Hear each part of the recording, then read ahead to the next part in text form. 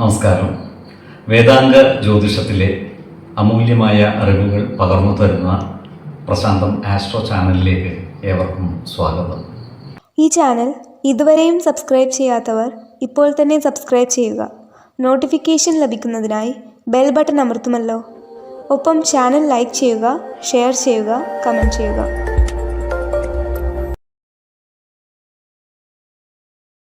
കൊല്ലവർഷം 1199 കുംഭ സംക്രമം രേവതി നക്ഷത്രത്തിലാണ്. കുംഭമാസം 1-ാം തീയതിയിലെ ഗ്രഹനില അനുസരിച്ച് മേടം രാശിയിൽ സർവേശ്വരകാരകനായ വ്യാഴവും, എടവത്തിൽ മാന്നിയും, കന്നിരാശിയിൽ കേതുവും, മകരത്തിൽ കുജനും ബുധനും ശുക്രനും, കുംഭം രാശിയിൽ ആദിത്യനും ശനിയും, മീനത്തിൽ ചന്ദ്രനും രാഹുവും സ്ഥിതി ചെയ്യുന്നു.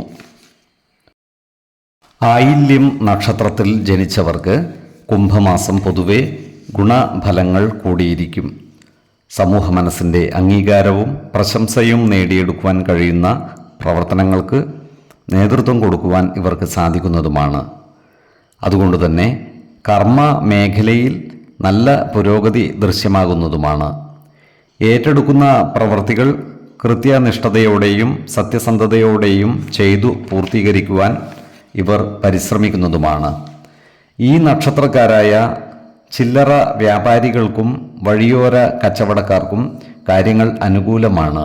കച്ചവടത്തിൽ നിന്നും ലാഭമുണ്ടാക്കുവാൻ ഇവർക്ക് സാധിക്കുന്നതുമാണ്. അതുപോലെ മാർക്കറ്റിംഗ് റെപ്രസെൻറ്റേറ്റീവായി ജോലി ചെയ്തു വരുന്ന ഈ നക്ഷത്രക്കാർക്കും കാര്യങ്ങൾ അനുകൂലമാണ്. ഇവർക്ക് വരുമാന വർധനവ് ഉണ്ടാകുന്നതുമാണ്. ഇത്തരം മേഖലകളിൽ പുതിയതായി ജോലിക്ക് പ്രവേശിക്കുവാൻ ആഗ്രഹിക്കുന്ന ഉദ്യോഗാർത്ഥികൾക്കും കാര്യങ്ങൾ അനുകൂലമാണ്.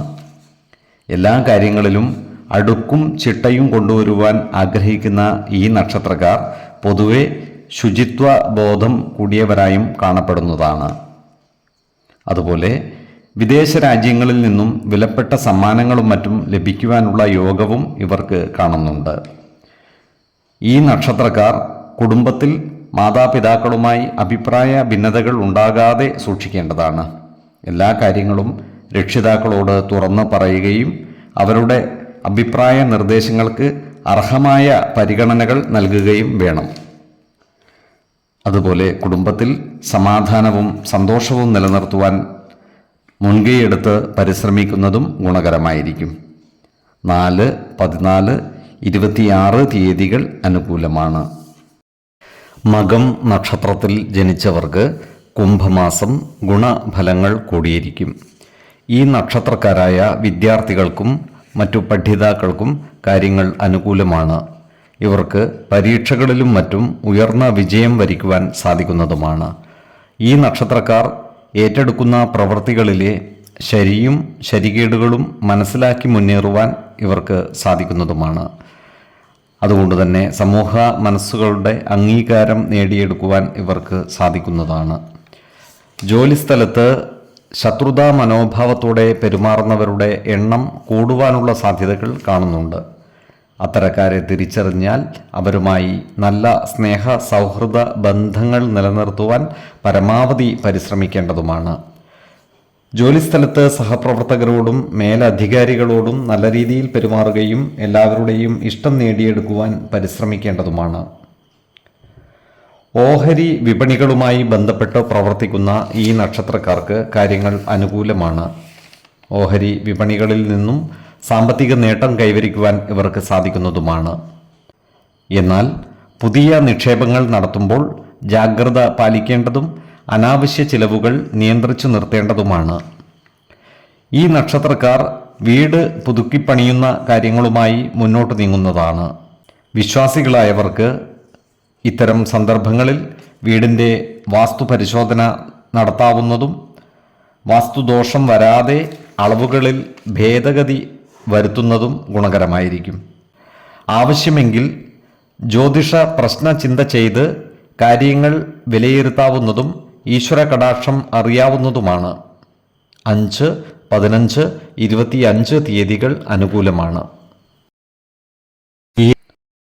പൂരം നക്ഷത്രത്തിൽ ജനിച്ചവർക്ക് കുംഭമാസം പൊതുവെ ഗുണദോഷ സമ്മിശ്രമായിരിക്കും. ഈ നക്ഷത്രക്കാർക്ക് പൂർവിക സ്വത്ത് അനുഭവയോഗ്യമാകുവാനുള്ള സാധ്യതകൾ കാണുന്നുണ്ട്. അതിനാൽ പൂർവിക സ്വത്ത് ഭാഗം വെച്ച് കിട്ടാനുള്ളവർക്ക് അത്തരം കാര്യങ്ങളുമായി മുന്നോട്ട് നീങ്ങുവാൻ അനുകൂലമായ കാലമാണ്. എന്നാൽ ഇത്തരം സ്വത്ത് വകകളുടെ നിയമസാധുതകൾ കൃത്യമായി മനസ്സിലാക്കേണ്ടതും വേണ്ടി വന്നാൽ ഒരു നിയമജ്ഞന്റെ ഉപദേശം തേടുന്നതും ഗുണകരമായിരിക്കും. നിയമപരമായി അവകാശമുള്ള സ്വത്തുവകകൾ നേടിയെടുക്കുന്നതിനായി പരിശ്രമിക്കാവുന്നതുമാണ്. ഈ നക്ഷത്രക്കാർ കുടുംബ അംഗങ്ങളുമായി നല്ല സ്നേഹ സൗഹൃദ ബന്ധം നിലനിർത്തുവാൻ പരമാവധി പരിശ്രമിക്കേണ്ടതാണ്. പ്രത്യേകിച്ചും ജീവിത പങ്കാളികളുമായി എല്ലാ കാര്യങ്ങളും തുറന്നു പറയുകയും അവരുടെ അഭിപ്രായ നിർദ്ദേശങ്ങൾക്ക് അർഹമായ പരിഗണനകൾ നൽകുകയും വേണം.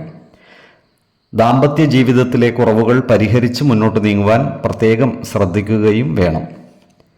കാർഷിക മേഖലയിൽ പ്രവർത്തിക്കുന്ന ഈ നക്ഷത്രക്കാർക്ക് കൃഷിയിൽ നിന്നും ഉദ്ദേശിച്ച വരുമാനം ലഭിക്കുവാനിടയില്ല. അതിനാൽ കാർഷിക രംഗത്തുള്ള പ്രശ്നങ്ങൾ പഠിച്ച് കൃഷി രീതികളിൽ വേണ്ട മാറ്റങ്ങൾ വരുത്തുന്നത് ഗുണകരമായിരിക്കും. ജോലിസ്ഥലത്ത് മേലധികാരികളുടെ അപ്രീതിക്ക് പാത്രമാകാതിരിക്കാൻ പ്രത്യേകം ശ്രദ്ധിക്കേണ്ടതുമാണ്. അപ്രതീക്ഷിതമായ ചില പ്രശ്നങ്ങളാൽ മനസ്സ് അസ്വസ്ഥമാകുവാനുള്ള സാധ്യതകൾ കാണുന്നുണ്ട്. അതിനാൽ ഏത് കാര്യം ചെയ്യുമ്പോഴും 2 വട്ടം ആലോചിച്ച് മുന്നോട്ട് നീങ്ങുന്നതാണ് ഗുണകരമാവുക. സംഗീതവുമായി ബന്ധപ്പെട്ട് പ്രവർത്തിക്കുന്ന ഈ നക്ഷത്രക്കാർക്ക് അവരുടെ പ്രാവീണ്യം തെളിയിക്കുന്നതിന് അവസരങ്ങൾ ഒത്തുവരുന്നതുമാണ്. 4, 17, 23 തീയതികൾ അനുകൂലമാണ്. ഉത്രം നക്ഷത്രത്തിൽ ജനിച്ചവർക്ക് കുംഭമാസം പൊതുവെ ഗുണദോഷ സമ്മിശ്രമായിരിക്കും. ഈ നക്ഷത്രക്കാർ കുടുംബ അംഗങ്ങളുമായി നല്ല സ്നേഹ സൗഹൃദ ബന്ധങ്ങൾ നിലനിർത്തുന്നതാണ്. ജീവിത പങ്കാളികളുമായിട്ടുള്ള സൗന്ദര്യ പിണക്കങ്ങൾ രമ്യതയിൽ പരിഹരിക്കുന്നതുമാണ്. എല്ലാ കാര്യങ്ങളും ജീവിത പങ്കാളികളുമായി തുറന്നു പറയുകയും പ്രധാന കാര്യങ്ങളിൽ തീരുമാനമെടുക്കുമ്പോൾ അവരുടെ അഭിപ്രായ നിർദ്ദേശങ്ങൾ കൂടി പരിഗണിച്ച് മുന്നോട്ട് നീങ്ങുന്നതും ഗുണകരമായിരിക്കും. സ്ത്രീജനങ്ങളുമായി ബന്ധപ്പെട്ട് പ്രവർത്തിക്കേണ്ടി വരുന്ന സന്ദർഭങ്ങളിൽ ജാഗ്രത പാലിക്കുന്നത് ഗുണകരമായിരിക്കും. അനാരോഗ്യകരമായ ആരോപണങ്ങൾക്ക് വിധേയരാകുവാനുള്ള സാധ്യതകൾ കാണുകയാൽ കൂടുതൽ കരുതലോടെ മുന്നോട്ട് നീങ്ങേണ്ടതുമാണ്. ഇവരുടെ കർമ്മ മേഖലയിൽ കാര്യമായ മാറ്റങ്ങൾ ഉണ്ടാകില്ല. ഇപ്പോൾ തുടർന്നു വരുന്ന പ്രവർത്തികളുമായി ഇവർ മുന്നോട്ട് പോകുന്നതായി കാണാം.